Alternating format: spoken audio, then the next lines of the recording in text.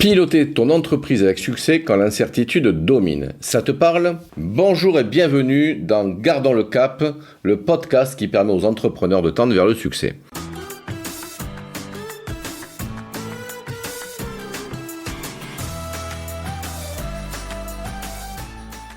Pour ceux qui ne me connaissent pas, je suis Gérard Angasser, je suis un entrepreneur passionné.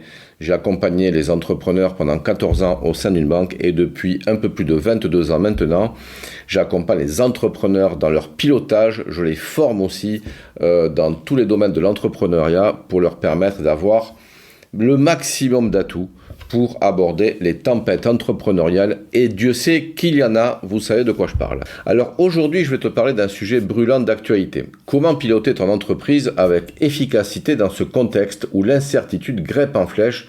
Je crois que j'ai jamais vu depuis que je suis entrepreneur, même à l'époque où j'étais étudiant, un contexte aussi incertain. J'ai l'impression de me répéter parce que je rabâche ça depuis maintenant 5 ans, depuis que le Covid est arrivé, 5 ans pile bientôt.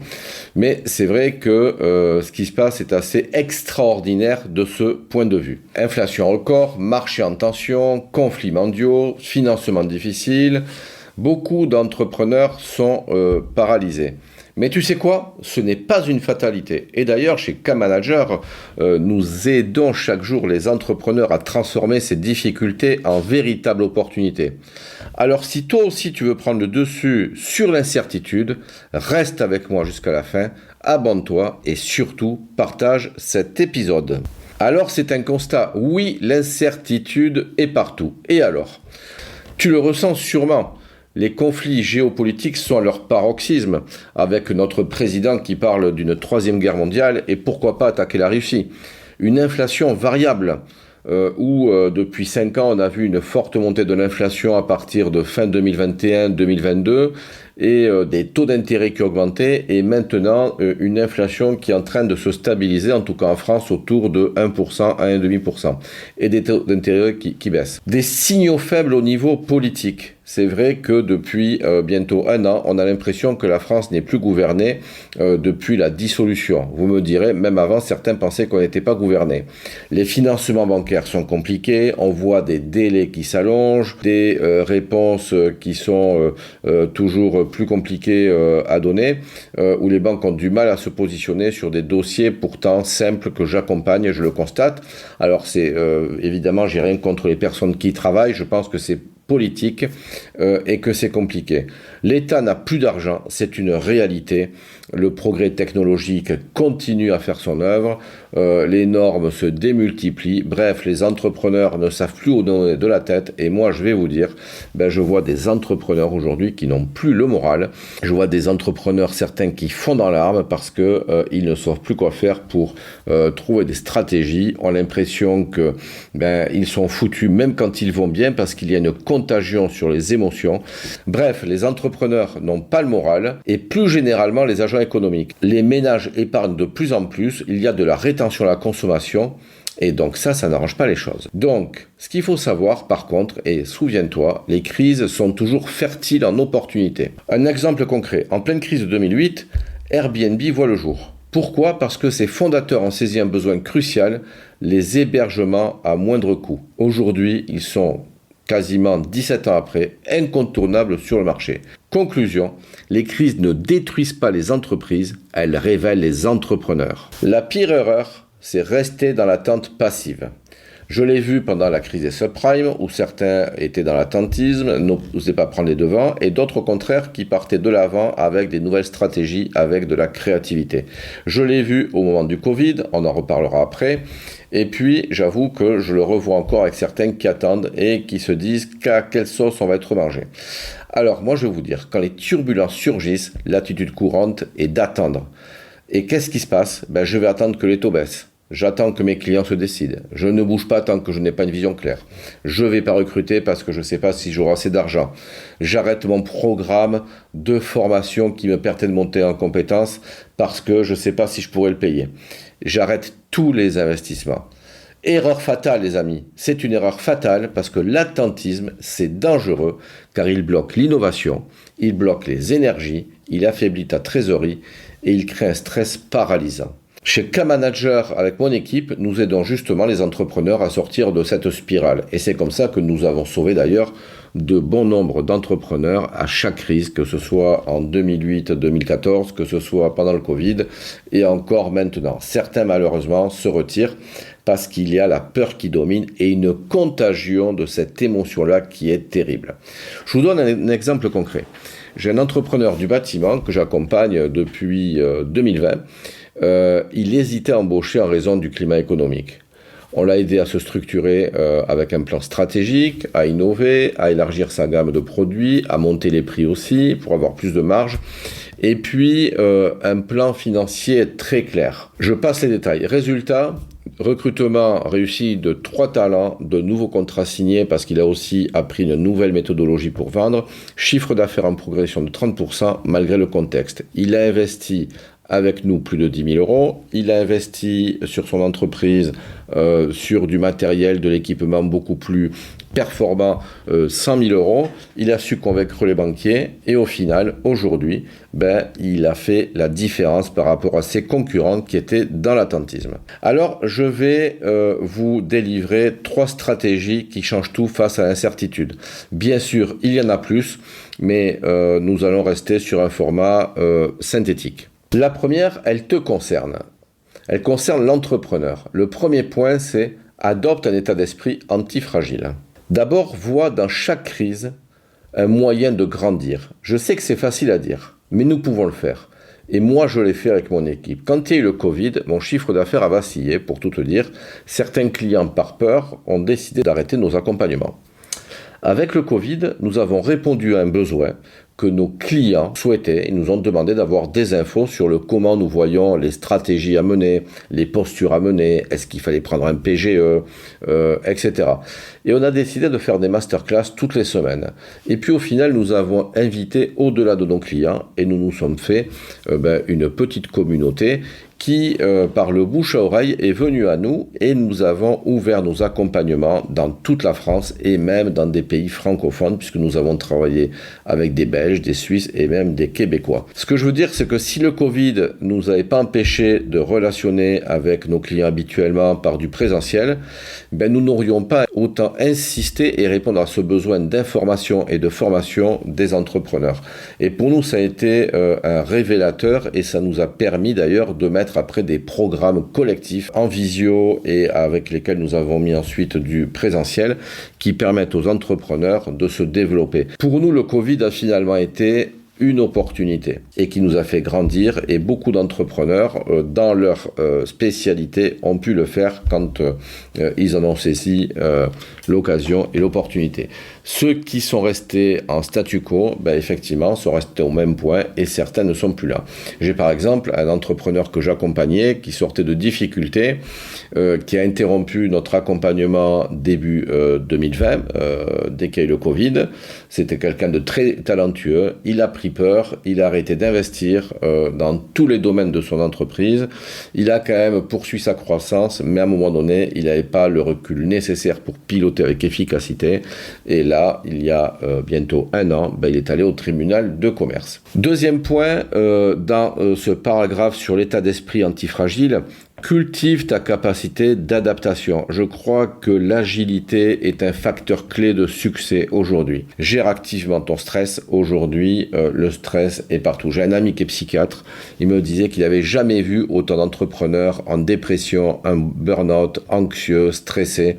Et aujourd'hui, l'entrepreneur est mis à rude épreuve parce que, évidemment, l'entrepreneur n'aime pas l'incertitude pour prendre des décisions. Et pourtant, l'incertitude croît. C'est l'objet de ce podcast, de cet épisode, et donc il faut faire avec. Donc soyons agiles, soyons curieux et préserve surtout ton énergie en te faisant accompagner par des gens qui ont la patate, fréquente des gens qui ont la patate, et surtout ne fais pas comme je le vois avec certains de mes clients qui ont des accompagnants qui font leur compte, qui s'occupent d'eux, qui les amènent dans la déprime. Alors, et dans chaque métier, vous avez des personnes qui sont excellentes, qui voient positivement, qui disent aussi la réalité, parce que avoir la patate, c'est accepter la réalité telle qu'elle est, mais réagir par rapport à ça. Attention, je dis surtout pas, les gars, fuyez la réalité et voyez des gens qui vous disent tu vas y arriver coûte que coûte.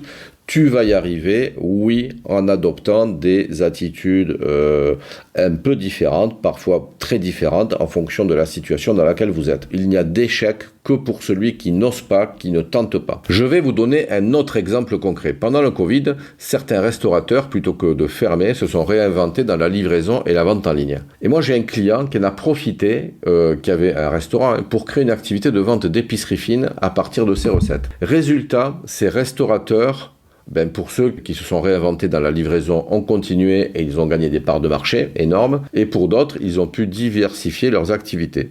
En tout cas, mon client, aujourd'hui, fait un chiffre significatif en plus de sa restauration sur des produits d'épicerie fine. Et en plus, il s'éclate à faire des recettes et il est en train de prendre un labo supplémentaire pour répondre à la demande. Deuxième point, construit une entreprise résiliente.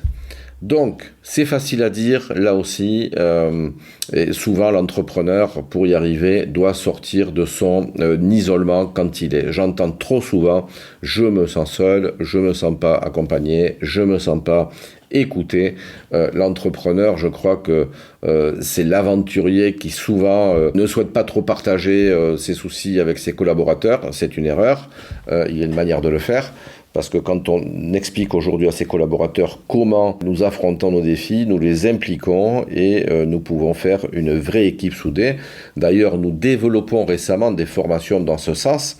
Nous avions, il y a une semaine, 3 entreprises avec des petites entreprises, avec leurs collaborateurs dedans, et on parlait justement des défis de l'entrepreneuriat. On leur expliquait comment fonctionnait une entreprise, et à partir de là, on sent qu'il y a un ciment qui se forme. Donc j'ai envie de te dire, renforce ton équipe, tu n'es pas seul. Et puis si tu vois des gens qui ne sont pas dans cette philosophie pour t'aider, ce qui veut dire qu'il faut les former, pour qu'ils t'aident, il faut les former, leur donner les moyens, leur faire confiance, déléguer. Si tu vois des gens qui n'adhèrent pas, c'est peut-être des gens qui ne sont pas faits pour toi. Renforce aussi ton écosystème. Ton écosystème, c'est toutes les personnes qui t'entourent. Ton banquier, est-ce qu'il t'écoute? Est-ce qu'il te suit? Ton expert comptable, est-ce qu'il te suit? Est-ce que la compta est à jour? Est-ce qu'il te conseille? Est-ce qu'il optimise? Si tu as des avocats, comment ils t'écoutent? Est-ce qu'ils font pas selon leur sens? Est-ce que tu as des prescripteurs? Est-ce que tu as des clients ambassadeurs? Est-ce que tu as des ressources externes, des conseils en marketing, etc. Bref, l'écosystème, c'est quelque chose que l'on doit protéger, que l'on doit nourrir pour qu'il nous nourrisse lui-même. Avoir un écosystème qui nous porte, c'est une clé importante pour pouvoir aborder les tempêtes avec le maximum d'efficacité. Et puis bien sûr, anticipe la trésorerie. Alors, je vois aujourd'hui des entrepreneurs qui ne savent pas forcément gérer leur trésorerie. Et ils me disent, aujourd'hui, je m'en sors pas parce que la trésorerie ne va pas bien. Et en fait, qu'est-ce qui se passe? Ils font un constat aujourd'hui sans penser aux produits qu'ils vont avoir. Ils ont un carnet de commandes, ils ont du chiffre d'affaires qui est récurrent. Et souvent, on oublie de mettre dans le prévisionnel de trésorerie ses rentrées futures. Et si, bien sûr, je ne mets que les débours, c'est sûr que je vais avoir une vision très défaitiste et je vais me nourrir d'une anxiété supplémentaire. Donc, piloter activement sa trésorerie, il y a une certaine technique. Alors bien sûr, parfois on va voir que au bout de 15 jours, peut-être qu'on n'en a plus, au bout de 3 mois, etc., ça peut coincer. Donc c'est un outil de pilotage qui permet de dire, ok, pour pas que ça coince, qu'est-ce que je fais? Et quelle stratégie de financement je peux avoir pour toujours avoir de la trésorerie? Donc on a nous, d'ailleurs, un programme sur optimiser ses flux financiers qui se fait en vidéo ou alors en présentiel. Et on explique justement toutes les stratégies pour avoir de la trésorerie. Alors, Je vous donne un exemple dans aussi le fait de construire une entreprise résiliente. Nous avions une PME que nous accompagnons qui dépendait à 90% d'un seul gros client. Et évidemment que le risque client est énorme parce que le client vous dit j'arrête, il a moins d'activité, il est défaillant, notre entreprise, elle tombe en éclats. Et pourtant, il était attaché. Et nous lui avons dit, c'est la base, vous allez dire que j'ai rien inventé, mais en tout cas, il a fallu le faire passer à notre client.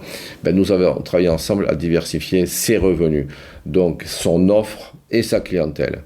Aujourd'hui, il fait toujours le même chiffre avec ce même client, voire légèrement moins. Et par contre, il a doublé son chiffre parce qu'il a une activité qui s'est développée, qui s'est diversifiée et il a beaucoup plus de sérénité. Et nous continuons d'ailleurs à développer cette entreprise pour que ce gros client se dilue petit à petit. Et l'entrepreneur que nous accompagnons est vraiment ravi et il a la patate. Troisième stratégie, passe à l'offensive. Investis là où d'autres hésitent. C'est dans les périodes de crise, c'est dans les périodes d'hésitation, c'est dans les périodes où la tempête fait rage que les entreprises font la différence avec leurs concurrents. Bien sûr, c'est pas simple. Et je ne suis pas en train de vous dire, là, allez-y les gars, foncez, identifions les opportunités. Et puis ce qui est sûr, c'est que l'attentisme, pendant que d'autres avancent, si nous restons attentistes, en fait, le fait de stagner, nous reculons parce que le monde, il avance. Et un jour, on aura peut-être plus de calme dans notre économie globale et les affaires repartiront mieux, avec plus de clarté, de fluidité. Il y aura certains que vous allez voir qui auront pris une avance considérable et ceux qui font rien restent à la traîne et se disent « Ah wow, comment ils ont fait ?» Tout simplement, ils ont développé d'autres activités, ils ont innové, ils ont créé des équipes très solides avec leurs collaborateurs, avec un ADN fort. Nous travaillons beaucoup sur ça en ce moment avec les entreprises. Donc, l'idée, c'est de chercher des opportunités inédites. Réfléchissons aux besoins de vos clients sur chacun de vos marchés et demandez-vous qu'est-ce qui ne se fait pas que je pourrais faire. De quoi pourraient avoir besoin mes clients dans 1 an, 2 ans, 3 ans, etc. Et mettons-nous en fait à innover pour faire la différence. Et puis l'offensive, c'est aussi croître personnellement en termes de savoir-être entrepreneurial et en termes de savoir-faire.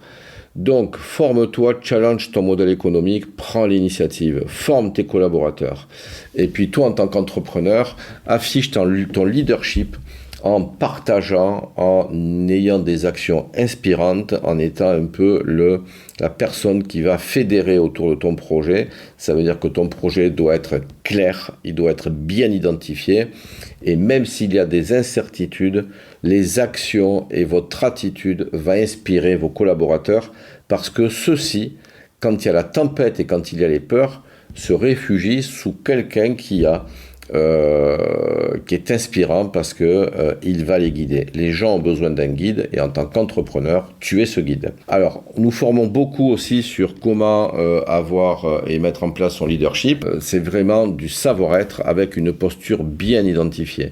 C'est pas simple, mais nous y arrivons. Et puis, moi, je conseille beaucoup aux entrepreneurs aussi d'être en veille de croissance externe. Nous développons cette activité et nous voyons que des entreprises qui parfois ne pensaient pas avoir de débouchés, rachètent une entreprise, rachètent une part de marché, rachètent du savoir-faire, un local, peuvent mutualiser certaines tâches, que ce soit de la compta, que ce soit du marketing, que ce soit des bureaux.